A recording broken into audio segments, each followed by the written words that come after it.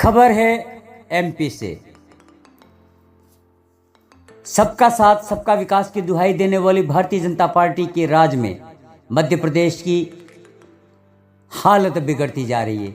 मोहन यादव सरकार ST, SC, OBC and minority को संरक्षण और न्याय देने में नाकाम साबित होती जा रही है। जनता में है भय का माहौल। राज्य में आए दिन बलात्कार, अत्याचार एवं शोषण की जघन्य घटनाएं बढ़ती जा रही है। मुख्यमंत्री यादव इन घटनाओं को रोकने में नाकाम साबित होते जा रहे हैं। सवाल उठना वाजिब है सरकार पर, जहां संविधान की धज्जियां उड़ाई जा रही है। जनता परेशान है। क्या इन सब घटनाओं को अंजाम देने वालों को सरकार का संरक्षण प्राप्त है? क्यों सरकार का खौफ नहीं है, या एक सोची समझी डराने की रणनीति चल रही है? बहुजनों को डराने और मूल अधिकारों से वंचित करने की। एसटी के ऊपर पेशाब किया जा रहा है। ओबीसी एवं माइनॉरिटी के साथ आए दिन असंवैधानिक बर्ताव बढ़ रहा है। कौन बचाएगा? कैसे न्याय मिलेगा? सरकार पर सवालों की जानते हैं विस्तृत रिपोर्ट मुख्य नायक के साथ विश्व भारती रवि की कलम से। तो जाने मानी एक्टिविस्ट एवं पत्रकार विश्व भारती रवि की सनसनीखेज रिपोर्ट उन्हीं की जुबानी। आइए जानते। विश्व भारती आज करेगी आईएएस संतोष वर्मा के बयानों को तोड़ मरोड़ कर पेश किया गया, उस पर की गई राजनीति का सही विश्लेषण। नमस्कार, जोहार, जय भीम। मैं विश्व भारती रवि। मध्य प्रदेश के आईएएस संतोष वर्मा ने बीते दिनों अजाक्स के मंच पर एक बयान दिया था। इसके बाद सबके बीच खलबली मच गई। जाति व्यवस्था खत्म कैसे हो? आर्थिक आधार पर नहीं, सामाजिक और सांस्कृतिक आधार पर जाति व्यवस्था खत्म होनी चाहिए। आईएएस संतोष वर्मा इस बात को कह रहे थे, लेकिन उनके एक वाक्य को कट करके सोशल मीडिया में वायरल किया गया। इस वाक्य को गलत तरीके से देखा गया। विशेष वर्गीय व्यक्तियों का आरोप है कि इनकी शैली आपत्तिजनक है। अंतरजातीय विवाह के संदर्भ में कोट करते हुए उन्होंने सामाजिक असमानता को खत्म कैसे करें, इस पर उन्होंने अपनी राय रखी थी। जैसा कि कुछ लोगों का विरोध होता है कि आरक्षण जाति के आधार पर नहीं, सामाजिक आर्थिक आधार पर होना चाहिए। ये देश का दुर्भाग्य है कि इस पर कोई बात ही नहीं करता। जाति के नाम पर आरक्षण का विरोध होता है। बहुत कम ऐसे इस देश में लोग हैं जो समाजवादी हैं, समाजवादी के पोषक हैं, संविधान को मानने वाले लोग हैं।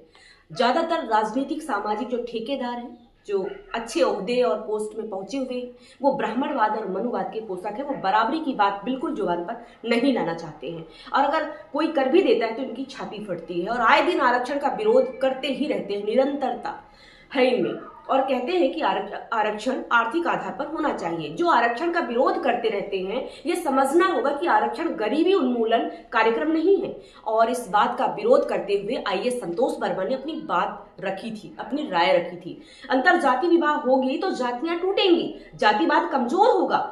जब जातिवाद कमजोर होगा तो सामाजिक सांस्कृतिक परिवर्तन का ढांचा अलग तरीके से निर्माण होगा, जिसका असर आपके आसपास दिखेगा। एक अच्छे समाज का निर्माण हो सकेगा। जैसा कि आईएएस संतोष वर्मा कह रहे थे, जब तक मेरे बेटे को ब्राह्मण की बेटी दान में ना मिल जाए, का मतलब कन्यादान, जो हिंदू परंपरा का बहुत पवित्र और रोचक रिवाज है। विवाह के दौरान कन्यादान किया जाता है, वही शब्द उन्होंने इस्तेमाल किया था। दान शब्द विवाह परंपरा, कन्यादान यानी हिंदू रीति रिवाज से जुड़ा हुआ है। उसी शब्दों को अपने बात रखते हुए, शब्दों को समेटते हुए अपनी बात रखी थी। कन्या की जगह बेटी शब्द का इस्तेमाल किया था। उन्हीं की बात को आगे बढ़ाते हुए अपनी बात रखे थे, यानी उन्हीं के परंपरा का अनुसरण करते हुए अपनी बात को रखे थे। हिंदू परंपरा का हवाला देकर ही अपनी बात को रखी थी उन्होंने। जिनको लगता है कि आईएएस संतोष वर्मा ने गलत बोला है, कि वही लोग हैं जो समाजवादी संविधानवादी नहीं है, जो दिन रात पानी पी पी करके संविधान को गाली देते हैं, संविधान को बदलने के लिए रणनीति बना रहे हैं। हमारे देश के अहम मुद्दे पर कोई बात ही नहीं होती है। गरीबी, शिक्षा, स्वास्थ्य, ये मुद्दा है ही नहीं उनके नजरों में। अभी हाल ही की रिपोर्ट आई है, आर्थिक असमानता में भारत शीर्ष में है। इस पर कोई बात नहीं करेगा। सारी सरकारी नौकरियां आउटसोर्स में करके मजदूर बना करके रखा है लोगों को। सारे स्कूल बंद कर दिए गए हैं। शिक्षा व्यवस्था की धज्जियां उड़ा दी गई है। मध्य प्रदेश के इंदौर क्लीन सिटी के नाम से जाना जाता है। हर घर नल योजना चला रखा है। इसके बावजूद इंदौर में दर्जनों लोगों की मौत और बीमारी से जूझ रहे हैं। और उसी पानी को पीने वाले लोग कौन है, ये पता किया कभी आपने? दलित, आदिवासी और गरीब तबका है। और उसके बदले में मंत्री का बयान आता है घंटा।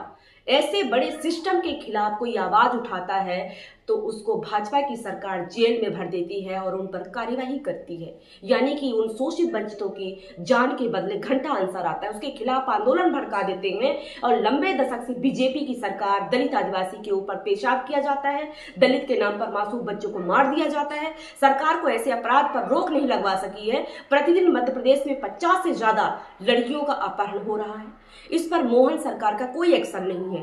सारी सरकारी आउटसोर्स में चली गई है, सारी वैकेंसीज को आउटसोर्स में तब्दील कर दिया है, नौकरी के नाम पर अतिथि का भर्ती करवा रहा है, लाडली बहन योजना के नाम पर महिलाओं की इज्जत को 1000 रुपए में खरीद कर वोट बैंक में तब्दील कर दिया है। और इसी प्रदेश की महिलाएं सबसे ज्यादा देह व्यापार या खरीदने बेचने में झोंक दी जा रही हैं। इस मुद्दे पर ध्यान ही नहीं होता है। जाति धर्म के नाम पर राजनीतिक रोटी सेकी जा रही है। भाजपा के जितने नेता और मंत्री हैं, जितना बड़ा क्राइम किया है वह उतने बड़े ओहदे में बैठा है। गरीबों और दलितों की जिंदगी खाक में है। गांव में जाकर मिलो आदिवासी दलित महिलाओं को, तब आप समझेंगे कि उनकी पूरी साड़ियां भी नहीं होती हैं, फटी हुई होती हैं। जाति का मार विशेष वर्ग आज भी झेल रहे हैं।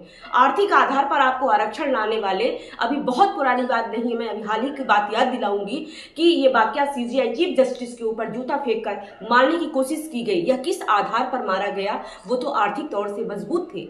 या पूरन सिंह की हम बात कर लेते हैं, जो सीनियर दलित आईपीएस ऑफिसर, उनकी जान एक दलित होने की वजह से गई। मध्य प्रदेश की एक घटना जीता जागता उदाहरण दे दूं, CID sub inspector Amar Singh जो आज न्याय के लिए भटक रहे हैं, इसलिए वो दलित हैं। षड्यंत्र के तहत उनको फंसा लिया गया और उनको अवैध घर को बता करके जीवन भर की जमा पूंजी कुछ ही सेकंडों और मिट्टी में मिला दिया गया। घर को तोड़ दिया गया। बिना किसी नोटिस के 3 बच्चों के साथ पुलिस के द्वारा बुरा बर्ताव किया गया।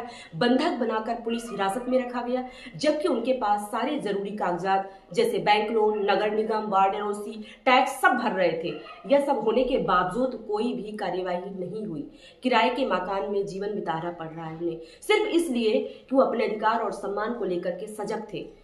सो कॉल्ड या खुद को उच्च बताने वाले सह नहीं सकते हैं।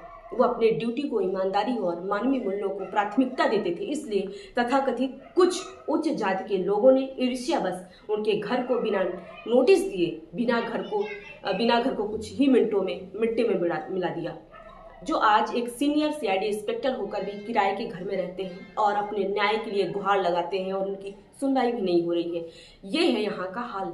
ये सिस्टम का फेलियर है जो उचित न्याय देने में असमर्थ है। जो वर्ण व्यवस्था मंत्र जो आज तक थोपा गया है अब नहीं चलेगा, क्योंकि अब संविधान है। सो कॉल्ड ये ब्राह्मणवाद खुद को सबसे ऊपर शीर्ष पर बैठा हुआ होता है, तो कोई भी समानता की बात करता है तो उसकी छाती में सांप लौटता है। जबकि आईएएस संतोष वर्मा ने अपने स्पष्टीकरण में ये बात साफ कर चुके हैं कि मैं सामाजिक समानता अन्य समाजों के बीच में रोटी बेटी के व्यवहार पर बात रखी और ये भी कहा कि कोई भी व्यक्ति सामाजिक पिछड़ेपन दूर होने के बाद मेरे परिवार के साथ में या जो भी आर्थिक आधार के ऊपर उठ गए हैं उनके साथ मैं रोटी बेटी का व्यवहार होना चाहिए। फिर आरक्षण जैसे मुद्दों पर विचार करना ही नहीं होगा। और अगर किसी भी समाज को बुरा लगा हो तो मैं माफी मांग रहा हूं। ये बात भी उन्होंने अपने स्पष्टीकरण के दौरान बोल दिया था। आपको याद होगा जब सीजीआई गवई के ऊपर जूता फेंक कर मारा गया तो माफी मांगने के बजाय उसने ये बोला कि भगवान ने मुझे कराया है, ऐसा बयान सामने आया था। यह सोचने का विषय है। जितने भी संवैधानिक पद पर और दायरे में हैं उन पर किस तरह से षड्यंत्र करके पैसे और पावर का इस्तेमाल कर रहे हैं, उन पर कार्यवाही किया है और जेल में भेजा जा रहा है। जेल में रहे जितने भी आंकड़े आपको दिखेंगे, जेल में जो व्यक्ति रह रहे हैं 80% जो जेल में आज रह रहे हैं दलित आदिवासी, जो कि फर्जी और झूठे मुकदमे आरोप लगा करके उनको बंद किया गया है। आज उनकी कार्यवाही आज भी नहीं हो पा रही है। तो आपको जागने की जरूरत है, आपको समझने की जरूरत है और आप आईएएस संतोष वर्मा जी को सपोर्ट करिए, क्योंकि वो काफ़ी इंटेलेक्चुअल पर्सन है और हमारे जो पढ़े लिखे वैचारिकी के लोग हैं वो हमारे संविधान की रीढ़ है। और ऐसे लोगों को जेल में भरने का और कार्यवाही करने के लिए ये सिस्टम, ये व्यवस्था, ये भाजपा सरकार कर रही है। तो आप सबको एकजुट होने की जरूरत है ताकि हम में एकता आए और हम यूनाइट होकर के अपनी लड़ाई को मजबूती से लड़ सके। जय भीम, जय संविधान।